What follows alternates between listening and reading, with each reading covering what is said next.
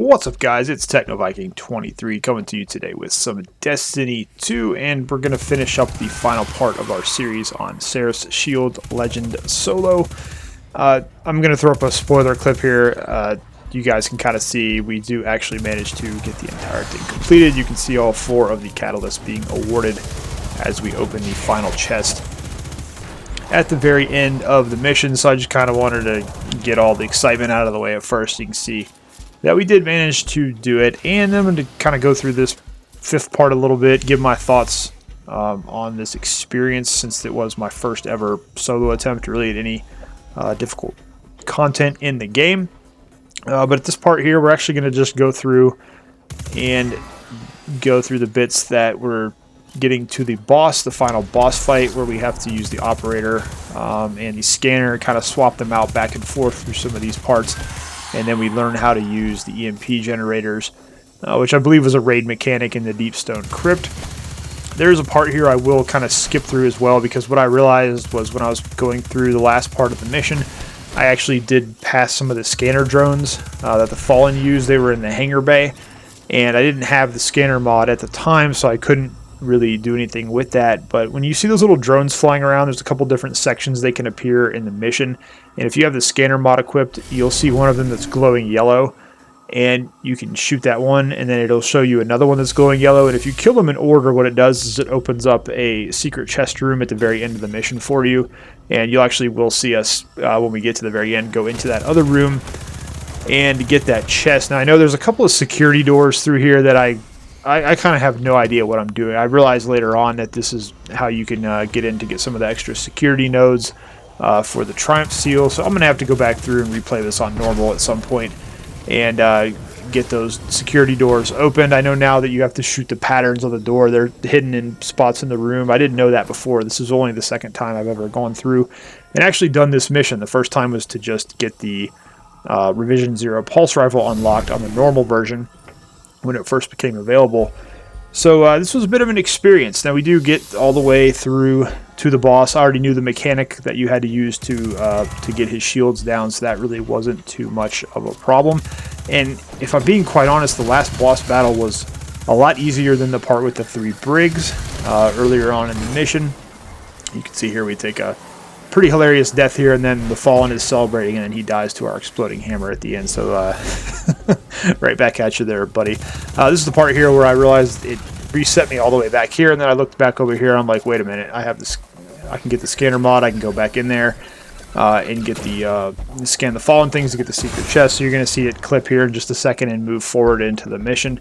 That's basically what I was doing here. I spent like a couple minutes going back to get that part completed. You don't have to backtrack though if it's too far back in the mission. Obviously you wouldn't backtrack through the spacewalk. You would just come back through and do the mission again if you wanted to try to get that extra chest at the very end. But we'll have the boss battle, the final boss battle. I believe it's with Phylax, who comes back here. You don't get the dialogue in this version of the mission from Aramis, so you don't get to hear her talk about how the witness brought him back and everything, but you do wind up fighting him at the end. And it's a pretty interesting encounter if you haven't done it already. He basically has 3 phases where you can damage him, and then he puts up a shield. You have to get the... God, I can't remember the name of the scanner thing now that I've gone through and done this, but you have to get the scanner and then go stand under the EMP nodes and shoot him so it recognizes him, and then it will open up these 3 doors on the bottom. You'll see us do it here in a minute. And you have to blow up the shield generators, and then those will come down, and then you can go and attack him and knock down his next segment of health, and you'll have to repeat that a couple times. Quite honestly, didn't find it that difficult. I was kind of panicking the whole time, like, oh god, don't die, you know, we're almost there, we're right at the end, we're pretty close, we don't want to have to do it again. You know, like I said, it took me about 2 hours to do this my first time, because the spacewalk section was just so stupidly brutal to me. And I kept dying over and over again, and it just got funny after a while. If you watched the whole part, it was pretty hilarious how many times we died and how many stupid ways we died at that point. So when I got to the end of this, I was just like, oh god, please don't die, just get through it, just get through the final bit. And we did. There's a pretty nice little safe spot you can kind of sit on for the final boss battle and just kind of chip away at his health. At some point I'll learn how to damage him a little bit better, get some better weapons for it. And you know, have something a little bit more efficient that we can do on this final fight. As I said in an earlier video, you know, this is the first time we're doing the solo, so obviously we're going to die a ton. You learn a lot. You come back the next time, you don't die as much, hopefully, and then eventually you get it down to where you can go through it a little bit quicker.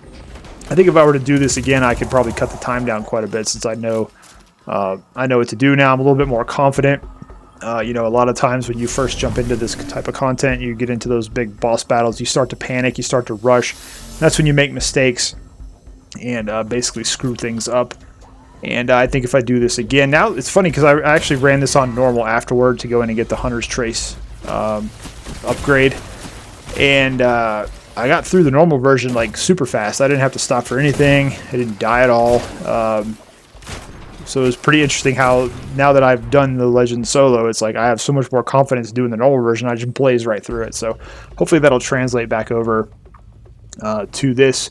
We'll try to maybe flawless it at some point. I'm not really that excited to try that after we did it the first time, but you never know. Toward the end of the season, right before Lightfall comes out, we may give it another shot and see if we can't get a flawless run.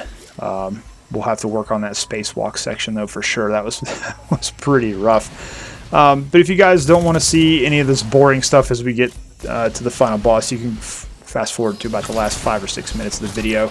It'll go through the final bits of the boss encounter.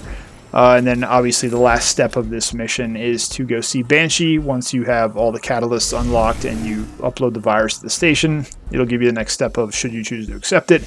You can just go down to Banshee. That'll finish it. And then what you can do after that is you can go back to the relic on Mars, and you can go ahead and check out all your new options that you have available to craft your Revision 0 and reshape it so you can get some much better stats on it. I'm actually looking forward to trying it out in the next Iron Banner, because I actually was able to upgrade it. I've got like 100 stability on it now, or 100 range on it. It's going to be kind of interesting once we get the rest of the Hunter's Trace perks unlocked. And I've got to level mine up a little bit more before I can get the full set of perks on it, but I'm looking forward to trying it out in Iron Banner, both the 4 burst and the 2 burst. I think it's going to be pretty cool now that we have it unlocked to its full potential for the most part. So I think it's going to be pretty interesting. But a couple more rooms to get through here before we're going to go in and fight the final boss. I'm going to go ahead and jump off here. Like I said, if you guys want to skip through, you can see the final boss encounter toward the last 5 or 6 minutes of the video. Hope you guys have enjoyed this little series here, looking at the Seraph Shield Legend version solo. And like I said, if you guys are maybe considering trying this out, if I can do it, you can do it. Like I said, I'm pretty trash at this type of content because my armor builds are terrible, my weapons aren't the greatest. I'm really clueless about what I'm doing the first time I go through here. So if I'm able to get this done with a little bit of patience, you definitely can as well. So give it a shot. You might surprise yourself, even if you don't do this type of content in the game. And it's probably worth it to try to get all the catalysts unlocked for Revision 0, just so you can use it in some content in the game, or use it in PvP or PvE. Build yourself a couple of them so you have one for each section of the game. And honestly, it was really satisfying to go through here and finish this. It was the most satisfying thing I've probably done in this game since it came out. It just felt really good to be able to get through the very end and know that I was able to actually do it. Even though we did die a ton, it still felt really good to get through it. And you kind of feel like you've earned that weapon and, you know, got the catalyst for it, so it's going to mean a little bit more to you when you're using it in the game. So I kind of like stuff like that in these games. I like the harder content actually rewarding you with things that not everybody's going to be able to get at some point. So it's pretty cool. I had a lot of fun toward the end doing it, and especially when I realized I was like, oh, I'm right there. I'm about to finally kill the guy, and then we finally beat the last boss. It felt really, really good. So that's actually going to be coming up here at this part of the video, so you guys can stay tuned and watch that.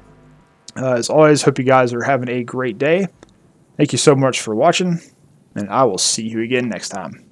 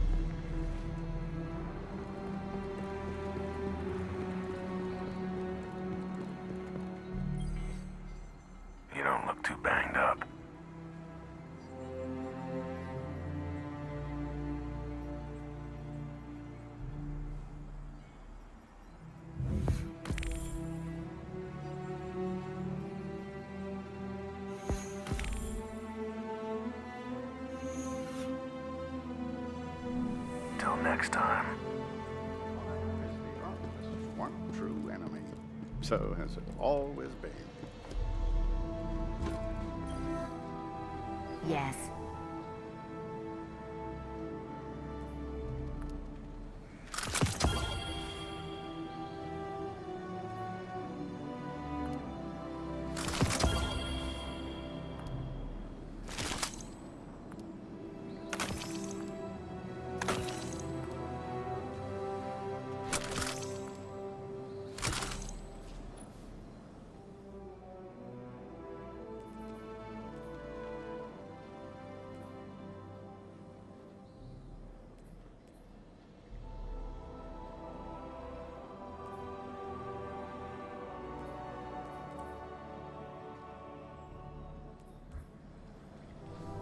All done.